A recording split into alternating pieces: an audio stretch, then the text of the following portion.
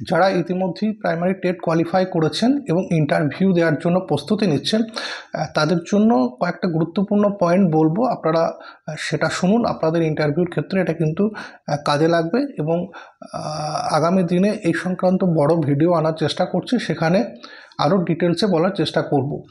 প্রথমত, ইন্টারভিউ দেওয়ার আগে আপনারা অবশ্যই রিল্যাক্স এবং কনফিডেন্ট থাকুন এবং কয়েকটি কমন বিষয়, বেসিক বিষয়ের উপর আপনারা লক্ষ্য রাখবেন। যেটা হচ্ছে, আপনি যে জেলা থেকে আসছেন সেই জেলার সম্পর্কে একটু ডিটেলস বিষয়গুলো একটু খেয়াল করে যাবেন। সেখানকার ভৌগোলিক অবস্থান, সাংস্কৃতিক যে অ্যাক্টিভিটি রয়েছে এবং আরও যে বিষয়গুলো রয়েছে জেলার, সেটা একটু দেখে যাবেন।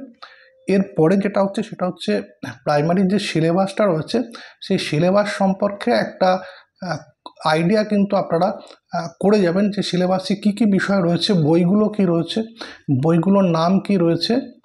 এছাড়া আপনারা যে টিচিং মেথড যেটা রয়েছে সেই মেথড সম্পর্কে কিছু প্রশ্ন অবশ্যই আসতে পারে, তো সেই মেথডটা সম্পর্কে আপনারা একটু দেখে যাবেন মেথডগুলো, বিষয়গুলো কি রয়েছে। অর্থাৎ একজন প্রাইমারি স্টুডেন্টকে কিভাবে রঙের ধারণা দেবেন বা নামতার ধারণা দেবেন বা কোন পদ্ধতিতে দেওয়ার চেষ্টা করবেন সে সম্পর্কে আপনাকে প্রশ্ন করা হতে পারে।